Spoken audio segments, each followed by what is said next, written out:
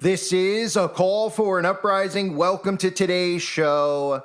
South Park just did an episode on Peter Teal about the Antichrist and, of course, Donald Trump having a baby with Satan. This is the world we're living in 2025. And I want to talk to you about all of this because Peter Teal has been giving lectures around the country for the last couple of years on the Antichrist.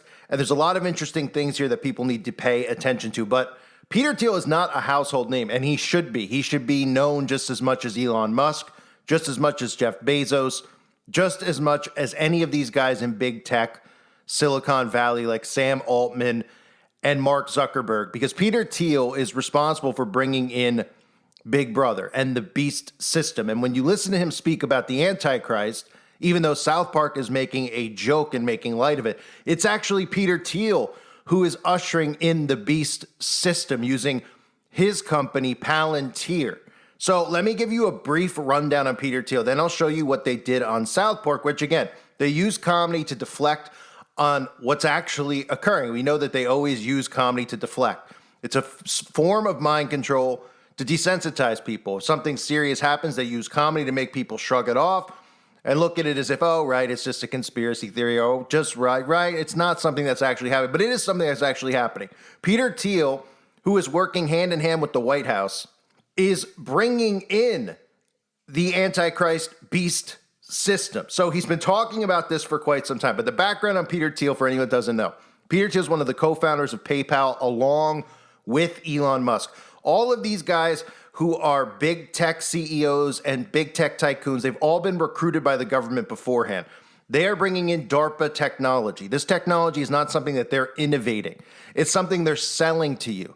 These shell corporations sell you government technology, surveillance technology.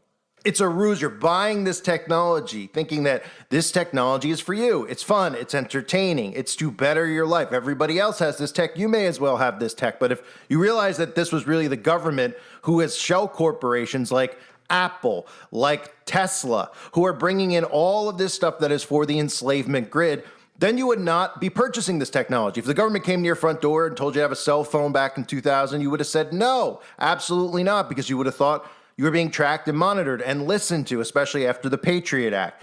But these guys act as company men, and they sell you their products because they need you to willingly participate and willingly purchase these things and bring them into your home, like all of the technology I've exposed over the years with Amazon. So Peter Teal has pivoted from PayPal and is now the front man for Palantir along with Alex Karp. Palantir, which I've broken down on the website, I did a very long video on it, is Big Brother.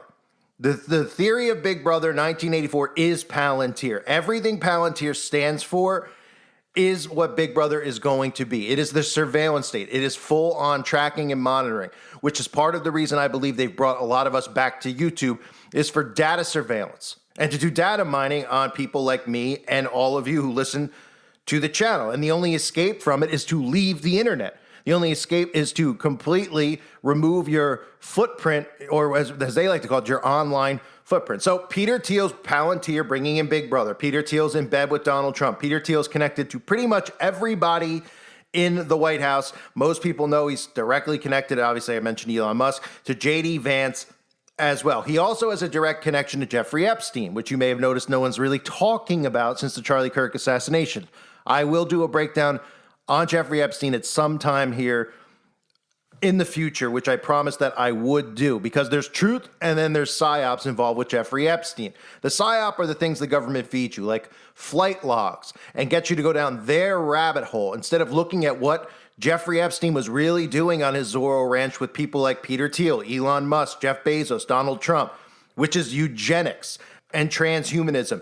Jeffrey Epstein was obsessed with it. So more on the background of Peter Teal real quickly. Father Arnie Panula, many of you may not know, but he was the head of Opus Dei in the United States of America. Opus Dei is a Roman Catholic organization that works directly and has worked directly with the CIA and the Vatican. For those of you that don't know, during the Cold War, the CIA and the Vatican collaborated with right-wing Catholic groups to counter liberation theology They describe Opus Dei members who were strategically positioned in areas like law and finance as functioning as a network that supported the Vatican's goal, and claimed the CIA was interested in or worked with these groups. Opus Dei has stated its aims are spiritual and not political, but they are directly connected to the government. And this Father Arnie Panula, who was the head of the Opus Dei, openly recruited Peter Teal at Stanford. This is from an article on the passing of Father Panula. It says,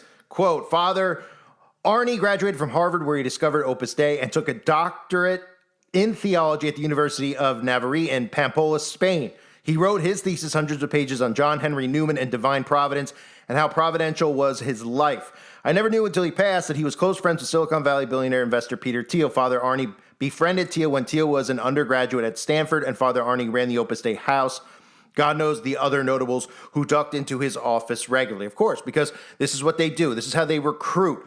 The government recruits these people. And a lot of the Antichrist doctrine that you're going to hear from Peter Teal comes directly from some of the things written by Father Arnie Panula. So let me quickly play this clip of Peter Teal in the past, talking about how technology is going to be the alternative to politics. And what you're seeing right now is the destruction of the current infrastructure that we have as we move towards this technocracy, this communist technocracy, where everything is going to be run through technology and corporations like Palantir. Listen to him talk about pretty much the hijacking of government and how technology will be the alternative to politics. The basic idea was that we could never win an election on getting certain things because we were in such a small minority. But maybe you could actually unilaterally change the world without having to constantly convince people and beg people and plead with people who are never going to agree with you through a technological means. And this is where I think technology is this incredible alternative to politics. So the only way technology could be the alternative to politics is if you actually sabotage the government so much where you make the government shut down, the government fight over race, the government fight over immigration, the left and the right down each other's throats, to the point where people are so exhausted that they'll clamor for technology because they'll have more trust in technology than they will have in people. So this episode of South Park had Peter Teal show up and talk about the Antichrist. Of course, they're making a mockery of Peter Teal talking about the Antichrist, but there's a lot of truth in what Peter Teal has been saying about the Antichrist because Peter Teal is helping usher in the Antichrist. The plot of the show is that Peter Teal enters the story plotting with J.D. Vance to thwart the birth of the Antichrist, Donald Trump and Satan's baby. Teal gets Trump to head to Planned Parenthood to try to sneakily ask a doctor to perform an abortion on Satan, but is rebuffed by the doctor who tells him that he'll need someone with expertise on the Antichrist. Enter Peter Teal, who marches into South Park Elementary and lays down the law with the faculty about the possible cult the kids are obsessed over. Here are some of the clips from South Park. Peter Teal knows about the Antichrist. I'm Peter Teal, and I know about the Antichrist.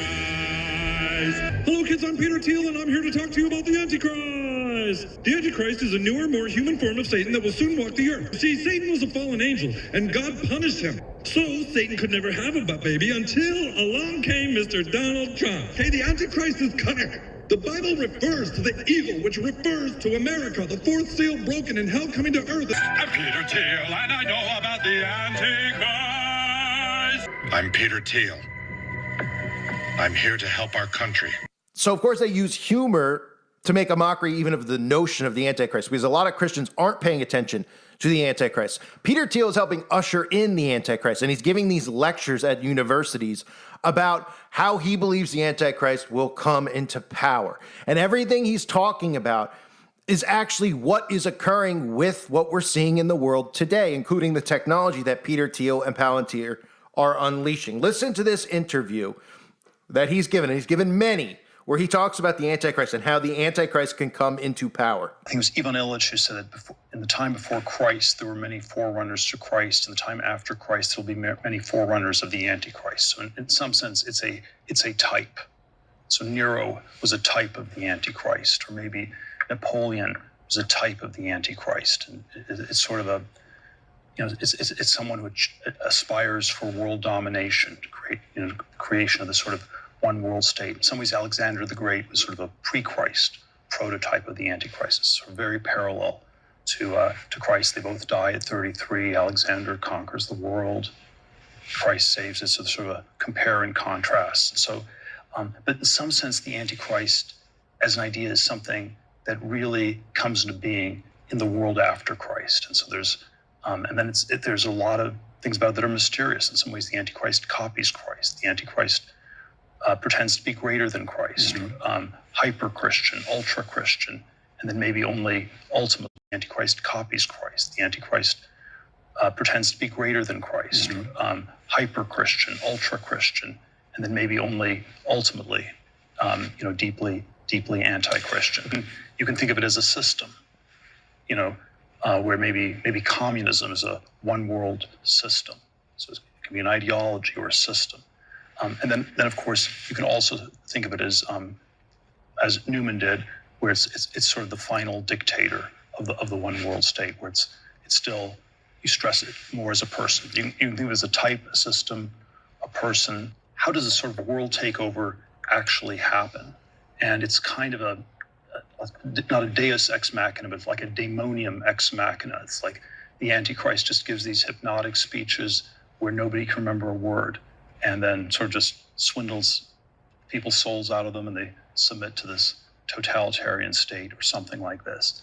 And I think if we were to speculate on how to solve that plot hole, we have an answer in the world after 1945, that people are in 1900, early 20th century, people were not yet scared of apocalyptic weapons. They could not imagine, anything of the scale that we'd have by the second half of the 20th century. And so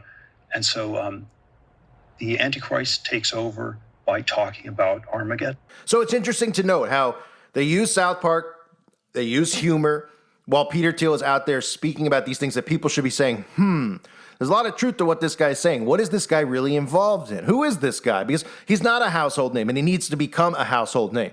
People need to realize what they're doing in Silicon Valley and how they're using this DARPA technology to enslave us, and they're currently building out these data centers for our permanent enslavement. But let's look at each little thing that he said in that clip. He talked about a final dictator.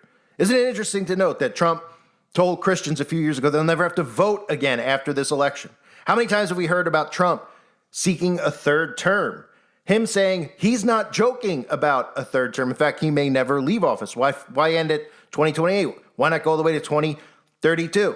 Even this week, they're talking about, again, Trump 2028 talk is ramping up among Republicans. Gavin Newsom warning, going on talk shows, talking about how he doesn't think that Trump is going to leave office. Don't forget that book, The Last President by Ingersoll Lockwood, that the plot of the book was the last president was described as a nation plunged into chaos after a populist outsider wins the U.S. presidential election in 1896. And of course, there's the bizarre connection between Ingersoll Lockwood and his books, including the Baron Trump collection, The Travels and Adventures of Little Baron Trump, The Last President, Seeking a Third Term, talking about never leaving office. What else does Peter Teal mention? He mentions Alexander the Great as a pre-Christ. Is it interesting to note that this week I talked about how President Trump is now being compared to Alexander the Great. President Trump is the Alexander the Great of our time. As Alexander saved the Jews, President Trump is the savior of Israel. What else did he say? Hyper-Christian, ultra-Christian. That the Antichrist would come as somebody who's hyper-Christian and ultra-Christian, right? Ever since that assassination attempt, Donald Trump has been aligned with the Christian movement. He has been, all of a sudden, the MAGA conservative movement has turned into Christian nationalism. Trump even saying that he was saved by God to make America great again. After the fake assassination attempt, which I broke down in so many different videos, which are available on the website, the hypnosis on Donald Trump is taken to a new level.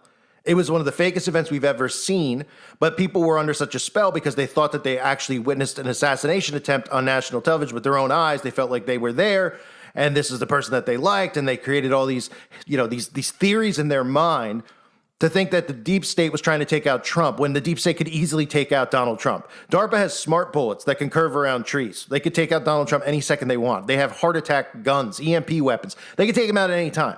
They wouldn't do it on national TV so you could see it unless they wanted to put a spell on you, and that's what they did. The nipping of the ear. We saw the kid who couldn't look like he could tie his own shoes or ride a bicycle. Yeah, he got up there, outsmarted the Secret Service, and he missed by an inch, right? And what was the narrative right after that? God saved Donald Trump. all of the right-wing people, all the people at the RNC, the Republican National Convention, how it was divine intervention. We kept hearing it. I broke that down. How over and over, like the Sinclair Broadcasting Group, we heard all these Republicans talk about it. All these pictures that would come out, right? Donald Trump, these embarrassing pictures of these sham, or these are nothing but con artists pretending to be Christians, luring you in. You couldn't even make it up. I mean, if you were going to write something so fake, I mean, this is what you would do if you were making a parody, right? They're all bowing their heads and praying all the time, right? Trump on a knee, the pictures of Jesus with Trump, touched by God. And these lukewarm Christians just buy into it, hook, line, and sinker. So there's your hyper-Christian, ultra-Christian, which Trump perfectly fits the narrative. Then he goes on to say, and then maybe ultimately deeply anti-Christian. So the man who plays the role of being hyper-Christian is really anti-Christian. Isn't that interesting? How often have we heard Donald Trump recently talk about how he doesn't think he's going to get to heaven? He's mentioned it many times. He doesn't believe he's going to be heaven-bound. We've heard him even say in his speech with a fraudulent slip that I'm not a Christian, I'm not a Christian. You won't have to vote anymore, my beautiful Christians. I love you, Christians. I'm a Christian. I'm a Christian. I'm a Christian. And what else have we heard Donald Trump say over and over? The snake poem. You knew damn well I was a snake before you let me in. There's a reason he keeps reading that. It's not because of immigration. It's because he's confessing. He's telling you, right in front of your face. That snake gave her a vicious bite. Take me in, O tender woman. Take me in, for heaven's sake. Take me in, O tender woman, sighed the vicious snake. I saved you, cried the woman, and you've bit me. Heavens, why? You know your bite is poisonous, and now I'm going to die. Oh, shut up, silly woman, said the reptile with a grin. You knew damn well I was a snake before you took me in. Does that make sense to anybody? Which is interesting to note because, as I'll mention a little bit later in the video, these hypnotic speeches that Trump gives was another thing mentioned by Peter Teal. Well, the snake poem's a perfect example. Another thing he mentioned about the Antichrist, speaking about Armageddon. Well, how often does Trump speak about Armageddon? Often. He warned about Armageddon happening tomorrow as the U.S. and Russia have monster nukes, exactly what Peter Teal described in this previous video about the coming Antichrist. And of course, Peter Teal talks about the one world system, how it might not just be a man, it would be a system. Well, who's bringing in that system, Peter? Here's Peter actually getting confronted about being the one who's bringing in the beast system. This is my very specific question for you, right? Is that you're an investor in AI. You're deeply invested in Palantir, in military technology, in technologies of surveillance, in technologies of warfare, and so on, right? And it just seems to me that when you tell me a story about the Antichrist coming to power and using the fear of technological change to sort of impose order on the world, I feel like that Antichrist would maybe be using the tools that you were building, right? Like, wouldn't the Antichrist be like, great, we're not going to have any more technological progress, but I really like what Palantir has done so far, right? Yeah, I mean, isn't that a concern? Wouldn't that be the irony of history would be that the man publicly worrying about the Antichrist accidentally hastens his or her arrival? There are all these different scenarios. I obviously don't think that that's what I'm doing. I mean, to be clear, I don't think that's what you're doing either. I'm just interested in how you get to a world willing to submit to permanent authoritarian rule. Well, but again, there are these different gradations of this we can describe. But is this so preposterous, what I've just told you, as a broad account of the stagnation that the entire world has submitted for 50 years to peace and safetyism? This is 1 Thessalonians 5:3. The slogan of the Antichrist is peace and safety, and we've submitted. And of course, that's the truth in plain sight, because it is Peter Teal who is bringing in this beast system, but he's bringing it in as a character. He's ushering in the Antichrist. He's giving you these lectures, right in front of your face, where you literally could take all the little things that he's saying and you could say, wow, sounds a lot like what's going on with Donald Trump and the comparisons in the media to Donald Trump, right? And how people are under this spell with Donald Trump. But Peter Thiel's secretive data company is being pushed into policing. And he says those things about hypnotic speeches. Earlier on, he said about hypnotic speeches, right? Trump talking about the snake, nobody paying attention that he's referencing himself. Trump could say this, he could say that. And none of these people are paying attention. They're under such a spell. Trump literally has tapped Peter Thiel and Palantir to compile data on Americans. They're using Palantir to illegally access devices of all American citizens to find out who's an illegal and who isn't, right? Isn't that interesting? While all this is occurring, Trump backed the Stargate project, and all these data centers are getting built out, and nobody has a clue what they are because the alt-right media doesn't talk about it because they keep you distracted with nonsense. Nonsense. Fabricated stories created by the CIA to keep you distracted from what they're really doing. Accelerating federal permitting of data center infrastructure, which is AI governance, which is exactly what the World Economic Forum is all about building. The World Economic Forum, AI Governance Alliance, the United Nations, AI Governance Alliance, NATO, all of them. That's what they're talking about doing. And who's doing it? Donald Trump. So it's safe to say that when he speaks about the Antichrist giving these hypnotic speeches, that Donald Trump's giving very similar ones. Now, you could also look at this theory with South Park and Donald Trump having a baby with Satan to birth the Antichrist as, what about the possibility of Barron Trump, right? Lots of eerie similarities between Barron Trump and the child from the Omen. But the real thing people need to pay attention to with Barron Trump, Donald Trump, and the Antichrist is the fact that all the stuff that was happening with Jeffrey Epstein that nobody talks about, the stuff they discuss are all government-created psychoses, right? The whole theory that he went into the jail cell and somebody killed him, and then they gave you the footage, and they took a minute out of the clip. Jeffrey Epstein was never in jail. He's in witness protection. He's perfectly fine, just as I'm sure Charlie Kirk is, just like all these government actors are. They take on new roles. They leave the public eye. They give you rabbit holes to consume you, where it's an endless loop, and you beg the government to give you information, All they do is give you controlled information. What was going on at the Zorro Ranch, the 33,000-acre ranch? Give me a break. Jeffrey Epstein was trying to seed the human race with his DNA. He was obsessed and funding constantly the eugenics projects, working directly with CRISPR and gene editing. And all these guys from big tech were down in all the locations. Everyone's looking at the island because they gave you the island. They gave you the island. You think they were doing this out in the open? Zorro Ranch was completely underground. Everything going on there was underground. They had birthing factories. It's unbelievable the stuff that was found at Zorro Ranch, but everybody looks at the island because the government tells you, look at the island. You don't hear any of the alt-right media talk about eugenics and transhumanism. You only hear them talk about them being pedos and creeps, which you can all see with your own eyes what these people are because they're ghouls, all of them. So you can look at Barron Trump because many believe Barron Trump was a part of the eugenics project while Donald Trump had been visiting the Zorro Ranch. So there's that theory as well with Barron Trump, which I could break down in more detail in a separate video as well. But I wanted to cover this with Peter Thiel because all the things that he's discussing, there's a lot of similarities to the system he's bringing in and the people that he's backing and supporting who are just actors in place.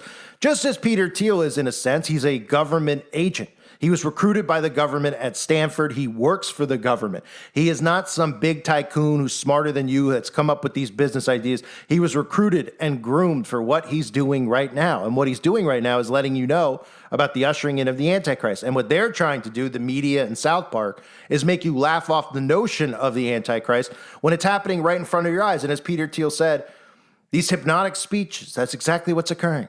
These hypnotic speeches that Trump is giving, no one's paying attention to what he's actually doing, which is accelerating AI governance infrastructure. And that's what these data centers are for. And before you know it, before you blink, when this is all set up and run, and this technocracy, this communist technocracy, which will probably be under the illusion of Christian nationalism is in place, Christians will think it's the greatest thing ever, and they won't realize that they're now enslaved by the beast system. I thank everybody for being here. I hope you're all doing well. God bless you and your families as always.